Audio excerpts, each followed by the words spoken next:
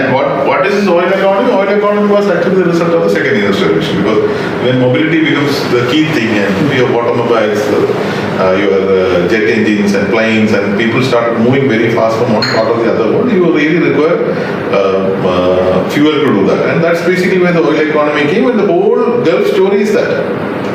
Now we say the new oil is data. Yes. Right? So just like how oil created opportunities for Middle East, data will create opportunities for everywhere. Whoever knows how to refine the data, make meaningful things out of data, are going to do the same thing like what they did in the oil space. Now, I believe UAE has already realized that. That's why both Dubai, Abu Dhabi, and many of those countries are rapidly transitioning to digital. Even Saudi, sir. Yeah, even Saudi, right. So they are actually rapidly transitioning to the data world and AI world and all very fast. Now, but India has a natural advantage because we have huge amount of data, and we have an advantage over China because we have a data which actually can be understood by the world. This is not in a vernacular language; it's more in an English or a language which can actually people can understand. So just like oil reserves there, we have data reserves there. So this is a huge opportunity for us in this space. Now, but to do that, you really require again this pyramidal approach, where you require, because we need people who can clean the data, prepare the data, which itself is a $1 billion opportunity. Then who can actually refine the data, get the values out of it, create meaningful things. So that pyramid obviously is to be there. Now, only thing which I have a slight difference of opinion here is that. While this pyramidal structure is there, I believe it's a growing pyramid. So it is not that pyramid is static; it grows. So your top, currently it is 100 people, it becomes 1,000. Maybe at the same time, in the bottom from 500,000, it may become 5 million. Yes. But it is growing. So why this is important is today what we do. You are right in saying that we create talent for the bottom from polytechnics and ITIs. Now.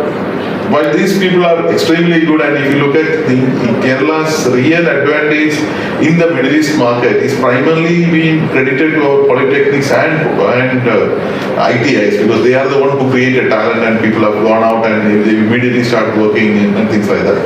The challenge of those institutions are they focus only on skills. They don't focus on knowledge. The moment you have provide only skills, and today the polytechnics are replaced by some of the skilling agencies. So skilling agencies will come and do a course on AI, or skilling agencies will come and do a course on blockchain.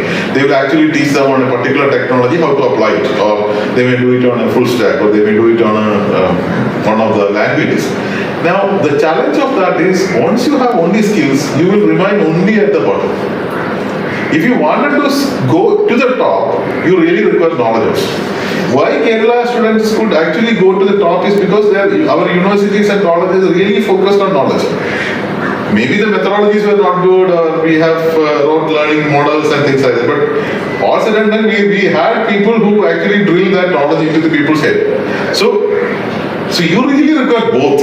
Because if you don't have, if you only skills, you remain here. When the whole pyramid expands, even though you have opportunities to climb up, you may not get climbed up. You may stuck there. And you have seen that in Middle East also. You have seen how many people who went there actually could climb up to very higher ladders. Few people could do, but a lot of people could not do it. That's because they got stuck at the skill level. So the new model which we require is both skills and knowledge. And the skills and knowledge, how do we create in our large ecosystem is what the idea in which the knowledge economy mission is actually being conceived by us. So we play a role in that. I don't say that everything can be done by us, which is a very ambitious thought, but that sort of a roadmap is there in the minds. Yeah. See, it's like what you're saying is like a skill 2.0, where skill 2.0 is skill plus delta. The delta becomes the knowledge. That's it. So whether it is delta, knowledge plus delta skill, or skill plus delta knowledge is a debatable thing, but both are needed. They are not inseparable. Yeah. So you cannot say that I know all the theory of neural networks, but I don't know how to actually create a neural network to solve a face recognition problem. That you cannot say.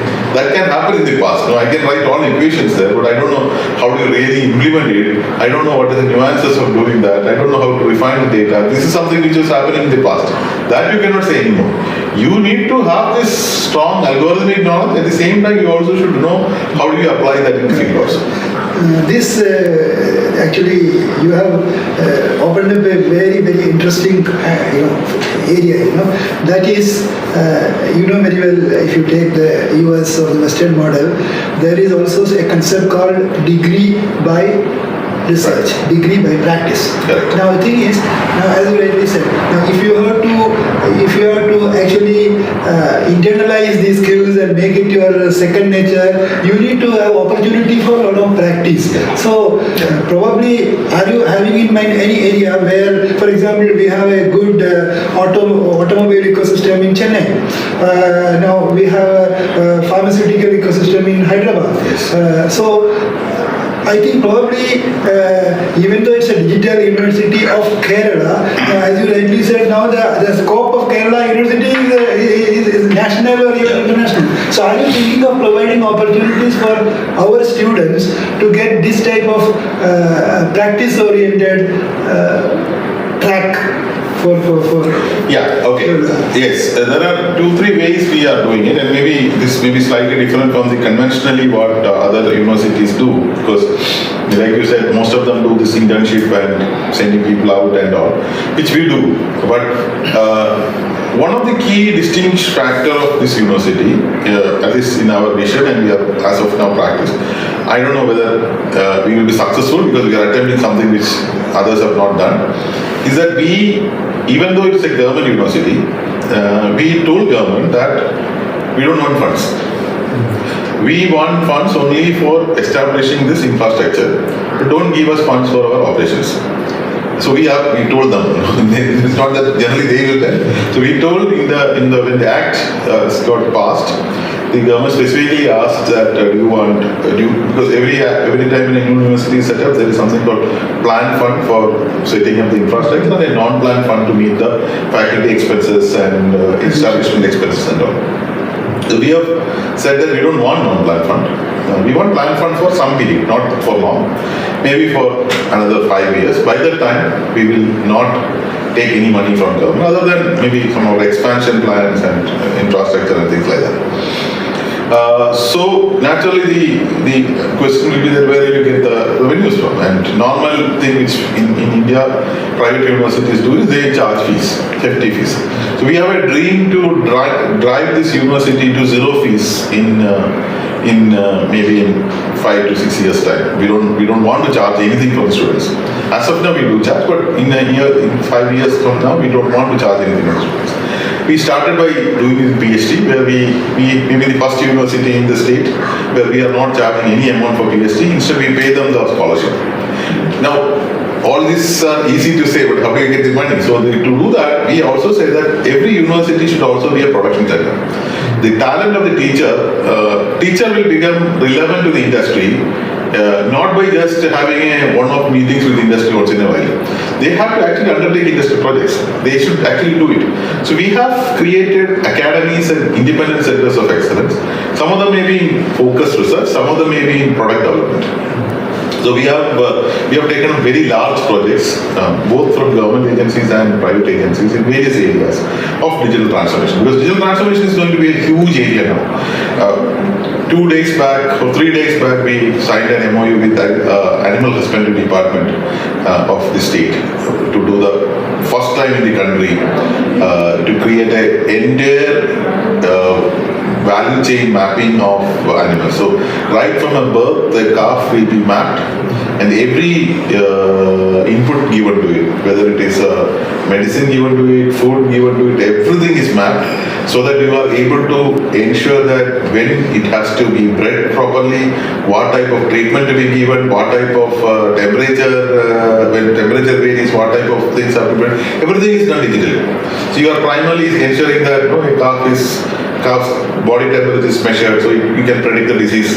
So the farmer will be getting an SMS saying that, okay, there's a chance that your calf is or your cow is facing this particular problem, or we give an advance notice saying that, okay, this may be the right time for artificial insemination of your cow, so that your breeding increases. You ensure that the type of breeding patterns which you do is such that every newer offspring will be better than the previous offspring. All these are done digitally. The only things you take data and then do the back-end analysis and give back. And with a very simple thing like even simple SMS in a feature phone a farmer can get and in a veterinarian can get, you can get it. So this is a large project. So one example of such. We have other projects in forensics, we have other projects in other areas where our faculty is leading. Now why are we doing this? One, for faculty to be in touch with the industry, so they will be able to translate and tell students practically what is happening.